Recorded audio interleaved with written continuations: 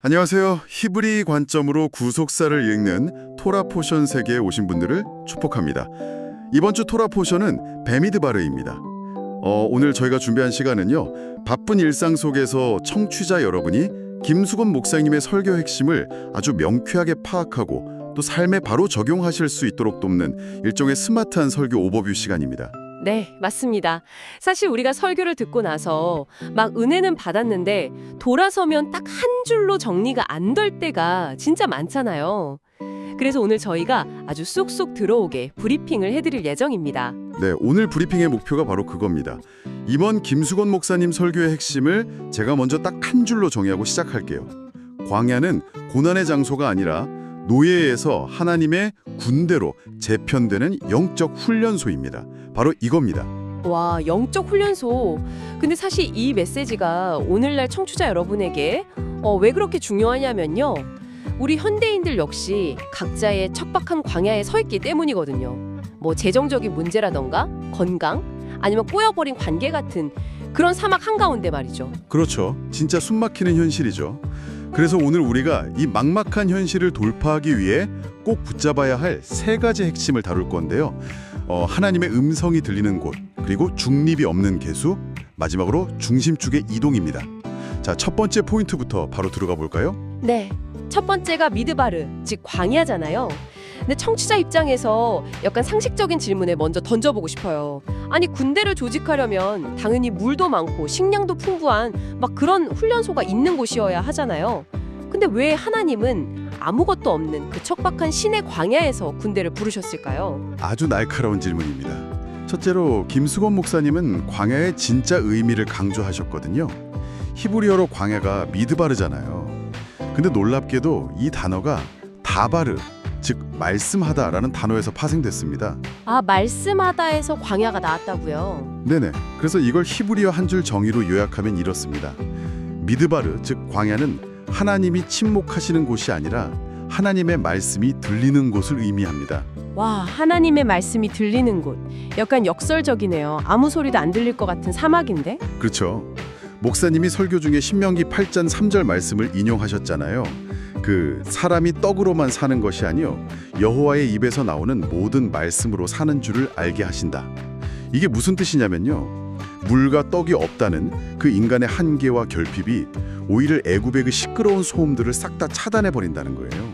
아, 애굽은 막 온갖 우상 축제에 화려한 건물에 진짜 시끄러운 곳이었을 테니까요. 맞아요. 그래서 그런 소음을 끄고 오직 하나님의 음성만 듣게 만드는 완벽한 방음 장치라 바로 광야라는 거죠. 그러니까 이게 현실 저격으로 바로 연결이 되네요. 우리가 막 경제적으로나 관계적으로 척박한 광야에 떡 떨어지면 보통 하나님 빨리 여기서 나가게 해주세요 이렇게 기도하잖아요. 보통 다 그렇게 기도하죠. 살려달라고. 네, 근데 그게 아니라 그곳을 하나님이 일하시는 공간으로 선포해야 한다는 거네요. 그러니까 핵심은 광야를 단순한 원망의 근거지가 아니라 내 삶이 말씀으로 재정렬되는 성소로 바라봐야 한다는 거네요. 이거 진짜 엄청난 관점의 전환입니다. 맞습니다. 자, 그럼 이제 설교의 흐름을 이어받아서 두 번째 포인트로 넘어가 볼게요. 바로 차바, 군대와 파카다, 계수라는 개념입니다. 민수기 1장 3절을 보면 하나님이 이스라엘 백성들을 무장한 군대, 즉 차바로 부르시거든요. 아니 근데 신앙생활은 보통 평안, 위로, 막 힐링 이런 거라고 생각하기 쉬운데 목사님은 신앙을 지금 전쟁을 하고 표현하신 거잖아요. 네, 아주 단호하게 말씀하셨죠. 에베소서 6장 11절에 하나님의 전신갑주 이야기 아시죠? 우리가 마주한 현실이 휴전선조차 없는 치열한 영적 전쟁터라는 겁니다. 내 마음속에 막 불쑥불쑥 올라오는 분노나 탐욕 같은 감정들, 이게 그냥 스트레스가 아니라 적군의 침투 신호라는 거예요. 아, 적군의 침투 신호. 와, 정신이 번쩍 드네요. 그래서 이 부분은 오늘 꼭 기억해야 합니다. 하나님이 이들을 군대로 부르실 때 사용하신 단어가 계수하다라는 뜻의 파카다거든요. 이것도 히브리어 한 줄 정의로 정리해 드릴게요. 네, 좋습니다. 파카다라는 단어는 직역하면 머리를 들어 올리다라는 뜻으로 고개 숙인 노예들을 개별적으로 기억하시고 군대로 임명하신다는 하나님의 선언입니다. 머리를 들어 올리다. 맨날 채찍 맞고 땅만 보던 노예들의 고개를 하나님이 직접 들어 올려주신다는 거잖아요. 너무 감동적인데요. 그렇죠. 그런데 여기서 아주 무서운 경고가 하나 나옵니다. 목사님이 설교 중에 진짜 뼈때리는 예화를 하나 드셨어요. 바로 미국 남북전쟁 당시의 청년 예화입니다. 아, 그 양쪽 유니폼 섞어 입었던 그 청년 이야기요? 네네, 맞아요. 남군도 무섭고 북군도 무서우니까 상의는 북군 파란색을 입고 하의는 남군 회색 바지를 입고 나간 거예요. 중립을 지키겠다고. 어떻게 됐을까요? 양쪽에서 다 쏜 거 아니에요? 파란색 보고 쏘고 회색 보고 쏘고. 정확합니다. 양쪽에서 다 총을 맞고 죽었죠. 목사님이 이 예화를 왜 사용하셨는가? 세상에 발을 걸치고 교회에도 발을 걸친 그 양다리 신앙, 즉 영적 전쟁에서 중립지대는 가장 위험하다는 것을 경고하기 위함입니다. 와, 이 부분은 진짜 오늘 현실 속 적용과 바로 연결되네요. 우리가 적당한 종교인으로 남는 민간인이 아니라 내 이름이 하나님의 명부에 파카드, 즉 기록된 것을 확신하면서 확실하게 예스라고 응답하는 군사로 서야 한다는 거군요. 중간은 없다. 맞습니다. 중립은 없습니다. 자, 그럼 이제 군세가 되었으니 어떻게 싸워야 할까요? 세 번째 포인트, 미슈칸, 즉 성막에 대한 이야기로 들어가 봅니다. 이스라엘이 군대로 재편될 때 가장 중요했던 건 무기가 아니라 배치였습니다. 아, 진영 배치요?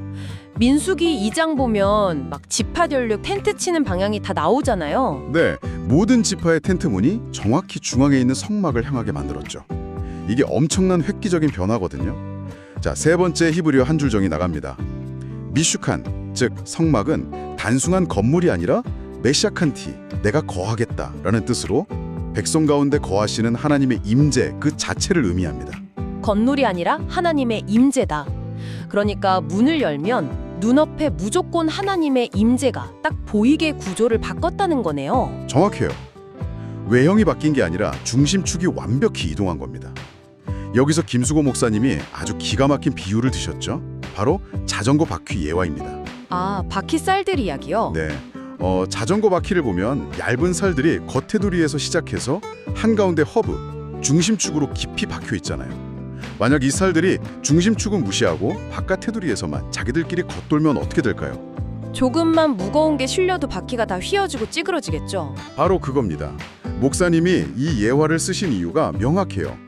돈이나 사람과의 관계, 막 세상의 성공 같은 이 생의 바깥 테두리만 쫓아다니면 우리 삶은 무너질 수밖에 없다는 걸 시각적으로 보여주신 거예요. 각자의 자리에서 하나님이라는 중심축을 향해 깊이 뿌리 내릴 때만 이 광야를 안정적으로 굴러갈 수 있다는 거죠. 그러니까 겉에서 아무리 얽혀봤자 중심이 안 잡히면 소용없다는 거네요. 아, 확실히 이해가 팍 됩니다. 여기서 설교의 클라이맥스가 등장합니다. 우리가 중심을 하나님께 딱 맞추잖아요. 그러면 우리만 싸우는 게 아닙니다. 지상의 군대뿐만 아니라 보이지 않는 하늘 군대, 마하나임과 연결된 아주 강력한 공동체가 된다는 겁니다. 와, 마하나임. 하늘의 연합군이 내 등 뒤에 버티고 있다니 든든하네요. 결국 목사님이 강조하신 건 나의 생존과 자아가 중심이던 삶에서 하나님의 임재와 예배가 중심이 되는 삶으로 무게중심을 완전히 옮기라는 뜻이네요. 완벽한 정리입니다. 자, 이제 오늘 브리핑을 마무리하면서 오늘 설교를 단 한 문장으로 정리하겠습니다. 노예의 근성을 버리고 삶의 중심을 하나님의 임재에 맞추어 보이지 않는 하늘 군대와 연합하는 거룩한 전사가 되십시오. 네, 청취자 여러분, 이번 한 주 스스로에게 이 도발적인 질문을 꼭 던져보셨으면 좋겠습니다. 여러분의 삶의 텐트문은 지금 세상의 생존을 향해 열려 있습니까? 아니면 하나님의 임재를 향해 열려 있습니까? 네, 사랑하는 여러분, 지금 여러분이 있는 그 척박한 광야에서 영적 군악근을 단단히 동여매십시오. 혼자가 아닙니다. 여러분의 등 뒤에는 하늘의 불말과 불병거가 이미 출동해 있습니다. 영적 전쟁터에서 승리하는 한 주 되시기를 강력히 응원합니다. 오늘 오버뷰는 여기까지입니다. 감사합니다. 감사합니다. 승리하십시오.